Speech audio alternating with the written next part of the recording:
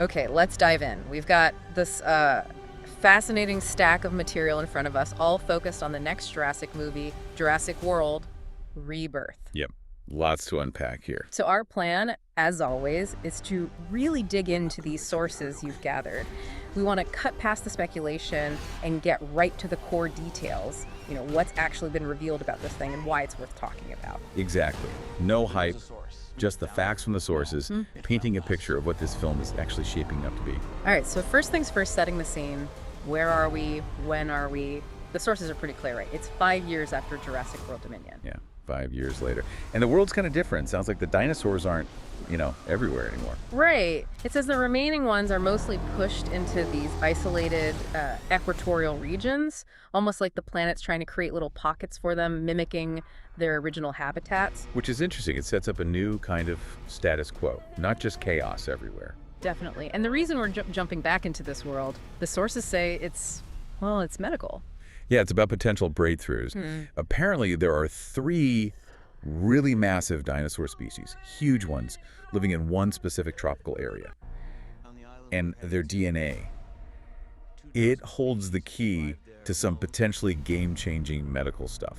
That feels like a fresh motivation for the franchise. Not parks, not weapons. Exactly. Actual, life-saving potential, which leads to the how.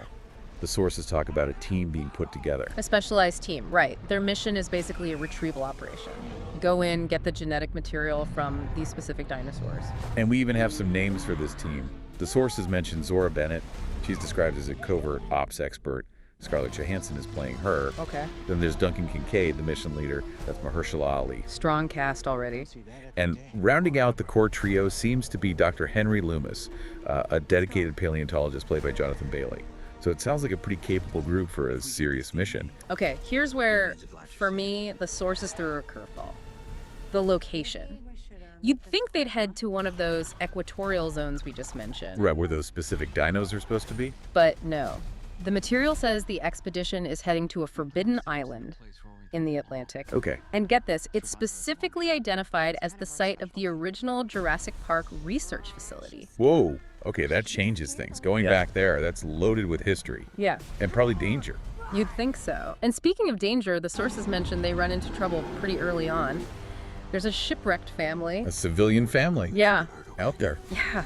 Reuben Delgado and his daughters, Teresa and Isabella, they apparently had a boating accident caused by aquatic dinosaurs, no less, and got stranded near the island. Wow. Okay, so you've got this high-stakes genetic mission, and boom, suddenly there's a rescue element, immediate human peril, before they even really get started on the island itself. Right. So they're on this infamous island dealing with this family situation, and then the real discovery hits.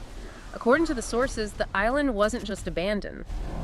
It apparently became this secret, forgotten place where mutated, failed dinosaur experiments from the original project were left behind. And they didn't die out. They've been living there, evolving in isolation for decades. Failed experiments, mutated. Okay, that's dark. That's not just dinosaurs, that's something else entirely, like the island's own little horror show. Exactly. And the sources actually give us a name and description for one of these things. This sounds like a major wow moment from the material. It's called the Distortus Rex. Distortus Rex. Okay. And the description is, well, something.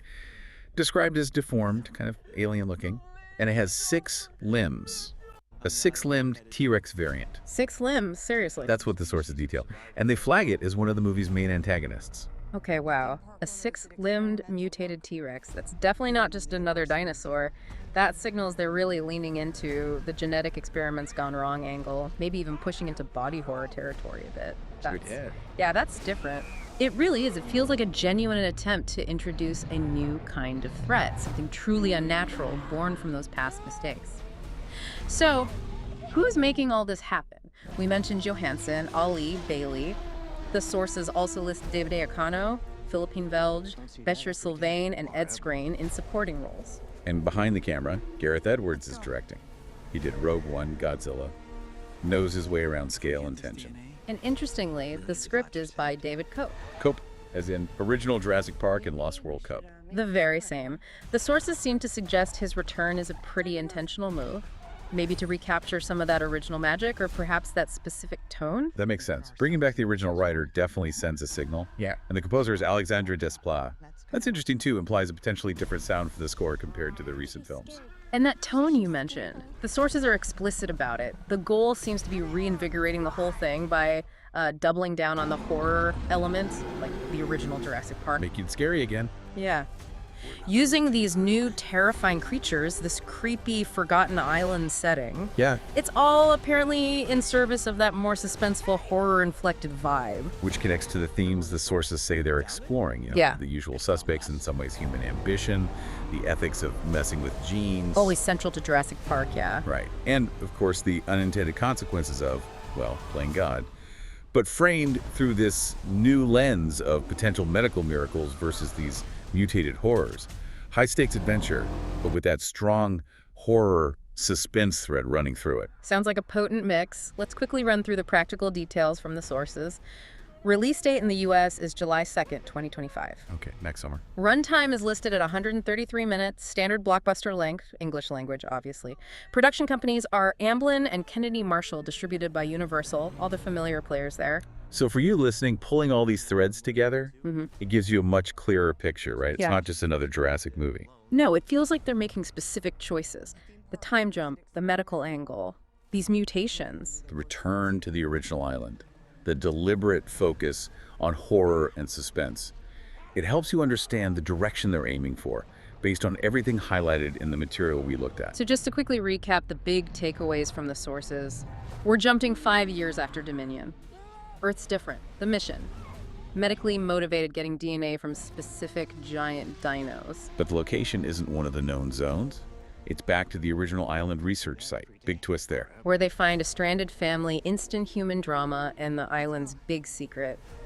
It's crawling with mutated, failed experiments left over from decades ago. Including the headline act, the Distortus Rex, that six-limbed nightmare creature. All aiming for a tone closer to the original film's suspense and horror, digging into those classic themes of ambition versus consequence. Right, trying to make it genuinely scary again, alongside the adventure. Which brings us to a final thought, something these sources prompt us to consider. This whole franchise, its entire history, is basically one giant warning sign, isn't it? About meddling with nature, the disasters that follow genetic manipulation. Every single time.